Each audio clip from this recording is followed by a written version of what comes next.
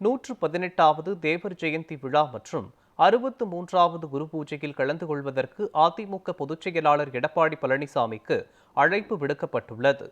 அதிமுக மருத்துவ அணி இணை செயலாளர் டாக்டர் சரவணன் ஏற்பாட்டில் அக்டோபர் 30ஆம் தேதி ராமநாதபுரம் மாவட்டம் பசும்பொன்னில் 118வது தேவர் ஜெயந்தி விழா மற்றும் 63வது குரு பூஜை நடைபெறவுள்ளது.